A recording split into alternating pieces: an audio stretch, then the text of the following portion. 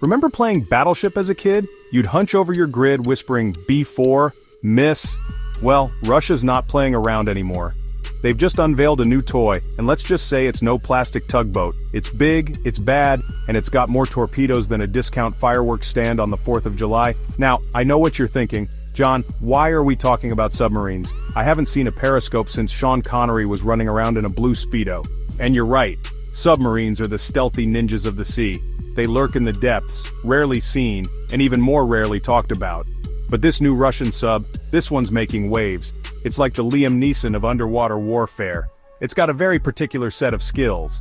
Skills it acquired over a long career of being really good at being sneaky and carrying a lot of explosives. So buckle up, Buttercup, because we're diving deep into the world of underwater espionage and high-stakes naval maneuvers, and trust me, you don't need to be Jacques Cousteau to find this interesting. This is the geopolitical equivalent of a Michael Bay film, loud, explosive, and just a little bit terrifying.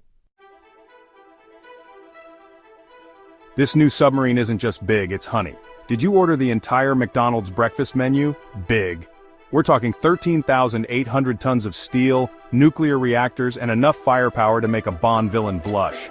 That's like strapping a bunch of torpedoes to a blue whale and teaching it to play underwater hide-and-seek. To put that in perspective, that's bigger than your average cruise ship.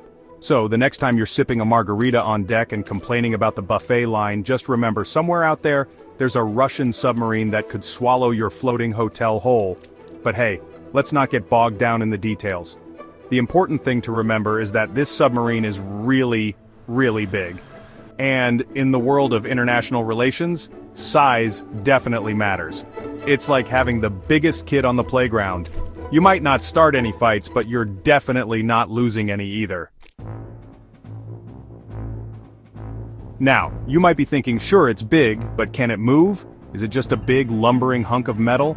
Oh, honey, buckle up.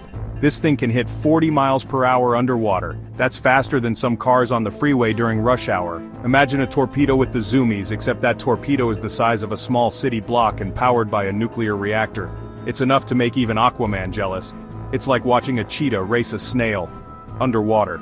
And guess who wins? Spoiler alert, it's not the snail. This speed isn't just about showing off though, it's about strategy. In the underwater game of cat and mouse, speed can be the difference between sinking your opponent and becoming a very large, very expensive artificial reef. So, what does this all mean? Why should we care about a big, fast submarine lurking in the depths? Well, for starters, it's a pretty clear sign that Russia is serious about flexing its naval muscles. They're not just dipping their toes in the water anymore, they're cannonballing in with a nuclear-powered splash. This new submarine gives Russia a powerful new tool for projecting power around the globe. Think of it like this. If the world were a giant game of Risk, Russia just added a whole bunch of battleships to its arsenal. And they're not afraid to use them. But hey, don't take my word for it. Do your own research, stay informed, and maybe invest in a really good pair of swimming trunks. You know, just in case. And while you're at it, don't forget to like, subscribe, and hit that notification bell for more insightful and hilarious commentary on the world around us. Because let's face it, you're never going to get this kind of hard-hitting journalism from a talking sea sponge.